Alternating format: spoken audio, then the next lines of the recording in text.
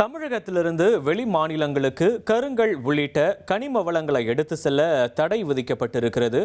இதில் குறிப்பாக புதுச்சேரி யூனியன் பிரதேசத்தில் இருக்கக்கூடிய புதுச்சேரி மற்றும் காரைக்கால் மாவட்டங்களை தவிர மற்ற மாநிலங்களுக்கு கொண்டு செல்வதற்கு ஒரு 3 மாதங்களுக்கு தற்காலிக தடையானது விதிக்கப்பட்டிருக்கிறது. கூடுதல் விவரங்களோடு இணைகிறார் செய்தியாளர் பாஸ்கர். பாஸ்கர், வணக்கம். இந்த தடை உத்தரவு தொடர்பான விவரங்கள் பாஸ்கர்.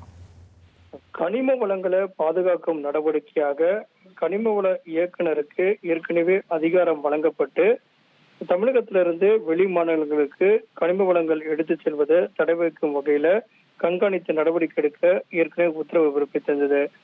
இதனுடைய தொடர்ச்சியாக தற்போது 3 மாத காலத்துக்கு தற்காலிக தடை என்பது தமிழகத்திலிருந்து வெளி மாநிலங்களுக்கு எந்த விதமான கனிம பொருட்களையும் எடுத்து செல்வதற்கான நடவடிக்கை மேற்கொள்ளப்படக்கூடாது அப்படிங்கிறத மையப்படுத்தி தான் இந்த உத்தரவு என்பது பிறப்பிக்கப்பட்டிருக்கிறது.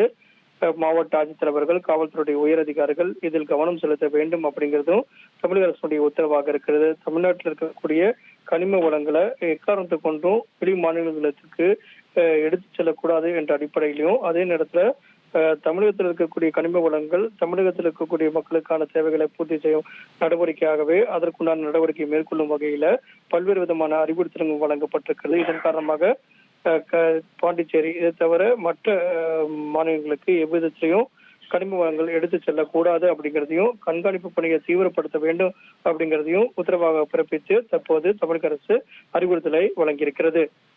உங்களுடைய விவரங்களுக்கு நன்றி பாஸ்கரன். இனி செல்லும் இடமெல்லாம் செய்தி.